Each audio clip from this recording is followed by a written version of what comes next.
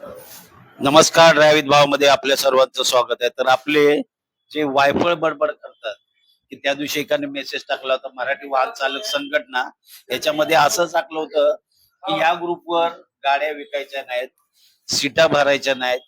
मग हा ग्रुप कशासाठी आहे? तर पहिलं तर आपण तुम्हाला ओळख करून देतो. कित्येक आपले जे ड्रायव्हर भाऊ आहेत मराठी वाहन चालक संघटनेमध्ये, त्यांना माहिती सुद्धा नाही की ऍडमिन कोण आहेत. काही 1000-1200 लोकांनाच त्यांची ओळख माहिती आहे, बाकी लोकांना काही माहिती नाही. तर ते पहिले ओळख करून देतो तुम्हाला.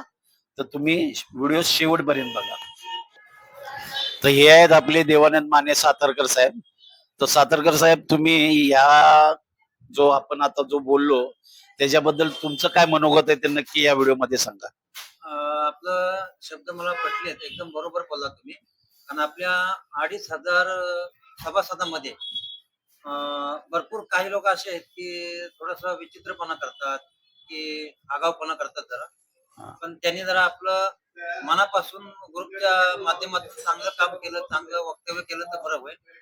आणि जे आपल्याला सर्वांसाठी करायचं आहे, म्हणजे एकमेकाचं बोलणं किंवा एखाद्याला अपमानकारक बोलणं ओके. किंवा इत्यादी, नोकरी कुठली आली किंवा काय असं छोट्या छोट्या म्हणजे कामाव्यतिरिक्त वायफळ बडबड नको. कामाव्यतिरिक्त वायफळ ग्रुपवर बदली नको, सॉरी, बडबड नको आहे.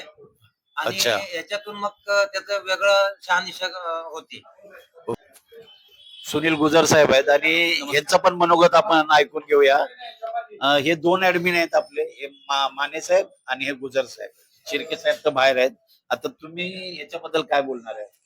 नमस्कार. सर्वांना एकच नम्रतेची विनंती आहे की हा आपण जो ग्रुप बनवला आहे तो हा सर्वांच्या हितासाठी बनवलेला आहे. तरी सर्वांनी संयम ठेवून ह्याचा फायदा घ्यायचा आहे. हा भविष्यात तुम्हाला ह्याच्यातूनच तुमच्या ज्या काही समस्या असतील त्या आपल्या ग्रुप मार्फत सोडवण्याचा प्रयत्न करणार आहोत आम्ही. एकदा रजिस्ट्रेशन चालू झाल्यानंतर हे तुम्हाला ग्रुपवरती पण ह्याचं सगळं डिटेल येईल. अच्छा. आपली जी मीटिंग आहे ती सर्वांची एक बहुतेक ह्या महिन्यात 22 तारखेला किंवा 28 तारखेला सर्वांची घ्यायची आहे, जेणेकरून सर्वांचं मनोगत ऐकण्यात येईल.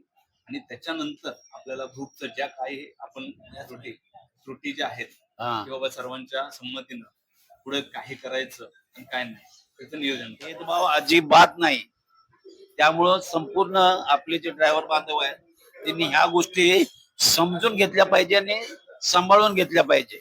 वायफळ बडबड न करता फक्त आपल्या मराठी मुलांना जास्तीत जास्त नोकऱ्या कशा मिळतील याकडे लक्ष दिलं पाहिजे.